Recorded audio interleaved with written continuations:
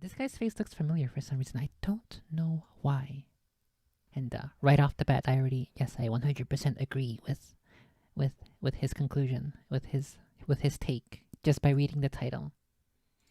Literally, actually, it's possible that social media is a dangerous influence to most people because it emphasizes and focuses primarily on external factors that you want to share with others and that others want to share with you, that others want you to see. However, I think most of the time, almost 100% of the time, it's not what others think about you that matters. It's what you think about yourself. I think that's one of the core elements that leads you to better outcomes than all of the chaos, the disorder, the dysfunction that we see pop up in the news. Yeah, it's what you think about yourself. That's where you get real confidence, real strength. So I thought I'd read you guys this email and give you my response to it, because I thought it was a pretty good email that a lot of us should probably be thinking about. It doesn't really have to do anything about with the banking system, but just kind of more personal choices in life. Now, listen to this. I do agree that new cars can be a waste of money and often are, but sometimes it's just unavoidable. I think your basic assumption that someone would have a nice car because of vanity is very short-sighted. So what is wrong with paying a small portion to be comfortable in life? Many people cannot use the car breakdown excuse more than once or twice in a lifetime at their employer, and it would just be too risky driving a beater all the time. The most important reason it is good to have a nice car is for safety. Imagine your wife is driving home with your 3 kids late night on a weekend from softball tournament. Would you rather be driving a 20-year-old Hyundai or a new Buick? Think of all the hours driving kids to school, soccer, swimming, karate, and everything they have to do, and all the Cheating. time you spend sitting in the car and want to be comfortable and safe for that reason. I do agree with your premise that buying a vehicle for vanity is a very wasteful and even stupid. But the assumption that Stupido. seemed to come across is that anybody in a nice car is being foolish with their money. That is just my take on it. Thanks for your time and all the good videos. Cheers, Ben. Ben, thank you very much for the email, and thank you very much for your opinion on this matter, because this is something that I think about quite a bit. You know, I drive probably 2 of the ugliest vehicles in Astoria. I kid you not. Like, these are some pretty old cars. Over the last 4 years, I probably spent, well, $1,700 in vehicles and maybe another $500 or $600 in tires and maintenance. So over the course of the last 4 years or so, my vehicle expense has been incredibly low, very low. Insuring with liability on 2 old vehicles doesn't cost much. Now, I agree. Driving old vehicles, you are taking your chance. They are not the most reliable vehicles in the world. But the vehicles that I have purchased, although they are old, are fairly reliable vehicles. And like anything else out there, you always have to have a backup. So you have to have 2 of them. $1,700 over 4 years is incredibly good for even one vehicle, let alone 2.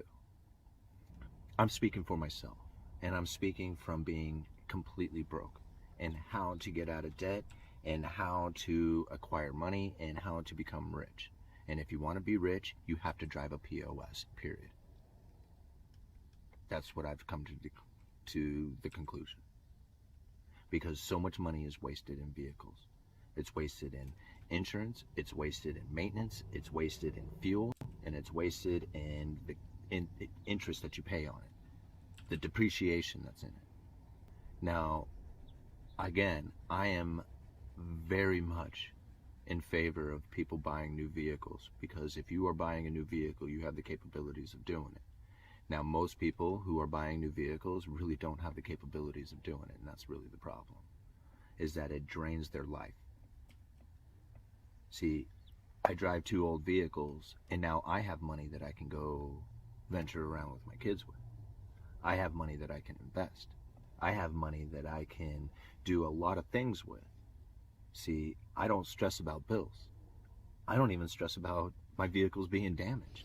I did a video one time when the Toyota got sideswiped. I mean, it bothered me for all of about 30 seconds. Right? It's because these vehicles, as far as the amount of effort and time and energy that I'm putting into it, is very low. My concern level is very low. And that's what I like about that. See, if it was the brand new Camaro that I really want to drive, well, I would be nervous about parking that in the Safeway parking lot. I would be nervous about driving that to work and leaving it there for some homeless person to smash the window on. Not that I'm terribly concerned about that, but if they happen to do it to my little S10 here, again, I would be bummed. Where is this guy? California? If he's worried about homeless people, then definitely California. Major cities are the place to avoid. I would be upset, but my level of upset would be pretty low, considering the level of upsetness that you would have if it was the brand new Camaro. Now, on top of that, the Camaro is something I really want.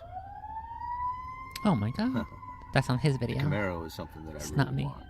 And when I want something in my Speaking of crime, life, it turns into a need, and a need is a negative. So you know what? I can already have the Camaro. That's the thing.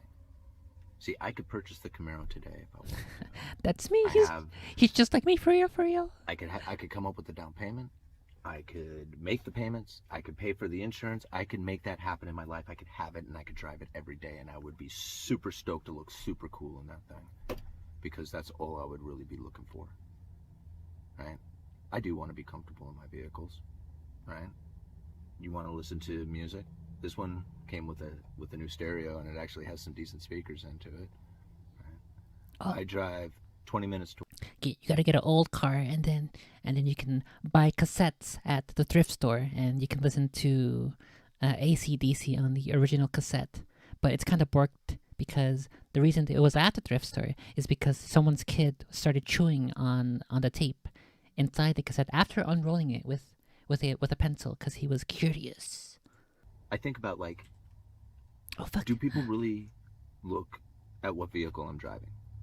Like, I know a lot of people make fun of the Toyota because it has the headliner falling and it's all broken down, and they're asking if I was sleeping in my car and stuff like that.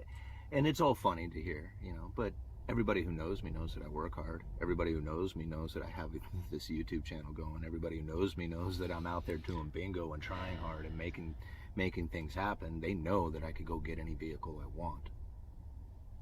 They don't care that I'm driving an S10, a 2001 S10. They don't care that I'm driving a 99 Toyota Corolla. Nobody cares about that. Right? Now, if I was to go and buy a Camaro, I would be doing it because of vanity. Period. And I really want to do it. And someday I will. Right? But I can't do it now, because although I can't afford it, it's not what I have in my life right now. What I have in my life is things like investments, things like acquiring better possessions for the house, right? I mean, I just came out of being completely broke. I do not want a car. I don't want the stress of a car. I want the car. I don't want the stress of the car, right? I don't want the payments. I don't want the insurance. I don't want the maintenance. I don't want to worry about it being damaged. I don't want any of that. It's a good So the only thing I want is to look cool while I'm driving it. So yeah, for me, it would be completely vanity purposes, straight up. And I'm looking forward to the day I get to do it. And if that's a narcissistic thing to say, I don't care, right? I'm trying hard here, and someday I would like to be rewarded with that. You know, if it happens, awesome. If not, I'm enjoying the journey. As I said at the beginning, before we even started, that I guess 100% agree with his philosophy and his outlook and his mindset. I have a lot of extreme financial goals that I need to reach. And I know that logically. I understand that emotionally. and I have the temperament to control my spending. Using that information about myself, I once had this principle, this policy with myself, a spending policy. The way somebody else said it, who I heard it from, who I got it from, he said that there were two things. One is if you need something or if you want something, wait 3 days or 2 days. If you still need it, go ahead, you can buy it. Let's do mommy money tips. The next one, which I think is much more important, especially for me, and I think it helps build restraint and self-control with spending. The guy said, if you can't afford 3 of them, then you can't afford 1 of them.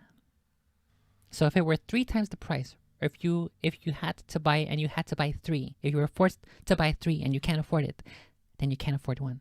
And I took that a step further. If I can't afford 5 of it, then I can't afford it.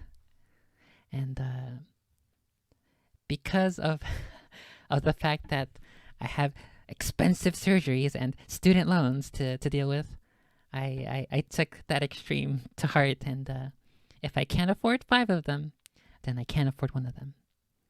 And I think when I was building my PC in 2017, may have been 2015, I don't exactly recall. I think even back then, I could afford 3 PCs, or 3 to 5 times over. And so that's how I knew. That's how you know, I think, that you have a healthy view and a healthy relationship with your monies, your money-wanies. And I think more people would benefit greatly. First of all, from considering that, and secondly, from applying that and living. What the heck was that? The dishwasher? Give me a second. It wouldn't surprise me if it's all connected. The consistent social media absorption, the fact that it mostly pushes for external, showy, flashy, exaggerated emotions and products. Wouldn't surprise me if that is helping to condition people younger, that you can spend frivolously. Maybe that's where the government gets it from, because they watch a bunch of TikToks. Yeah, I know. It's a constant fight. It's one of those things. Even if you listen to it, even if you understand it, if you don't apply it, then it's not as useful. But I think even hearing it, having it lodged in your mind, in the back of your head, that's a very good starting point. And then one of the things that this guy said, who sent in this email, was like, it's okay to have nice things. And yes, it is okay to have nice things if you can afford it.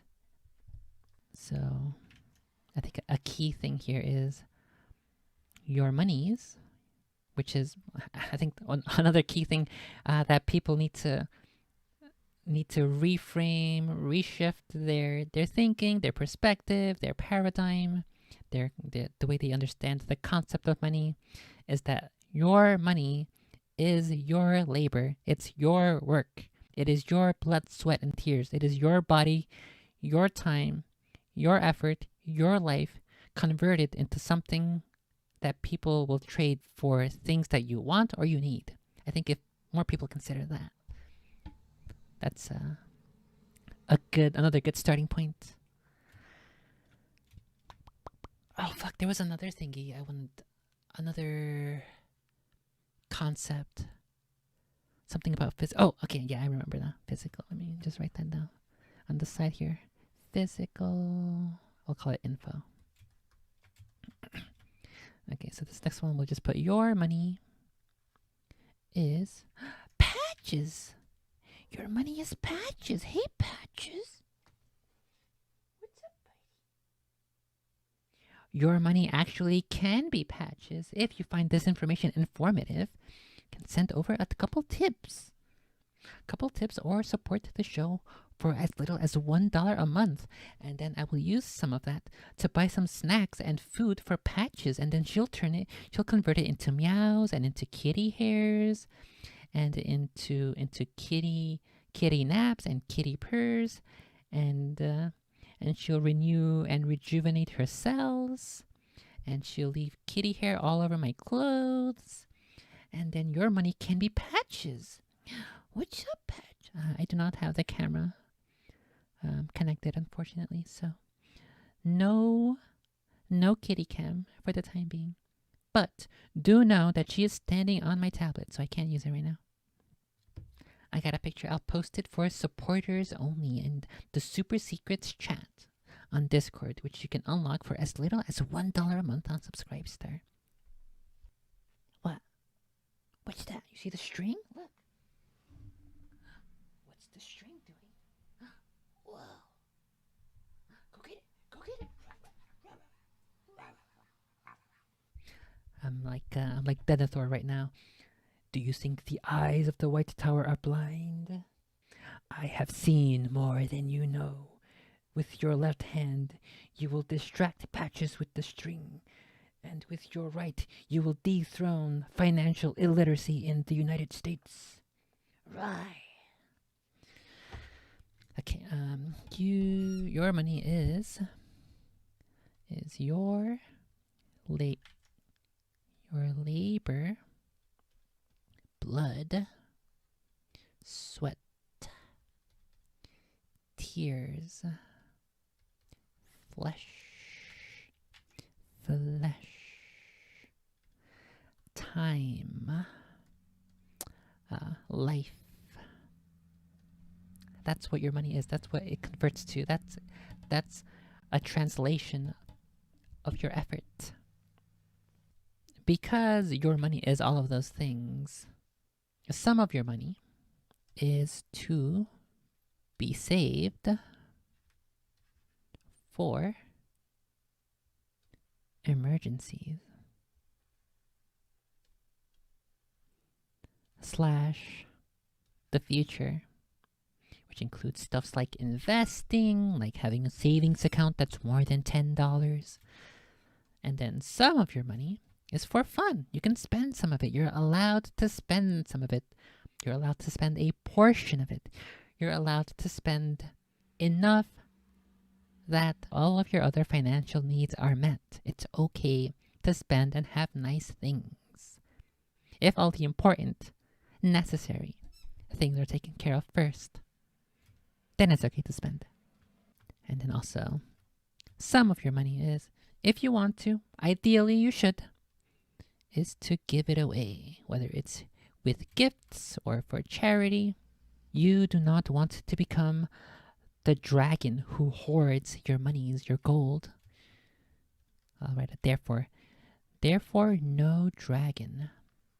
Otherwise it's going to be stolen by dildo fragons, and then you'll get speared in the heart with an arrow, and then you're gonna die.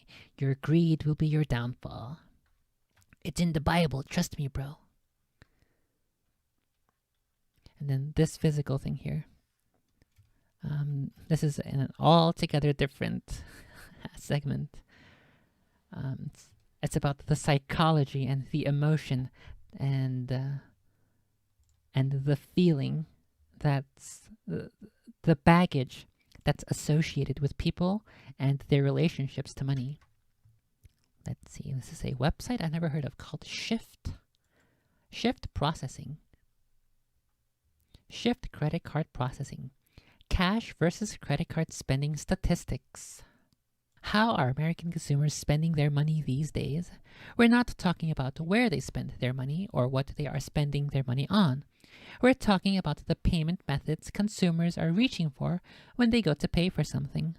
Do they prefer to use cash or do they use cards? I guess we'll just look at these snapshots here that they have listed. 1. Debit cards remain the preferred method of payment, followed by credit cards, then cash. 2.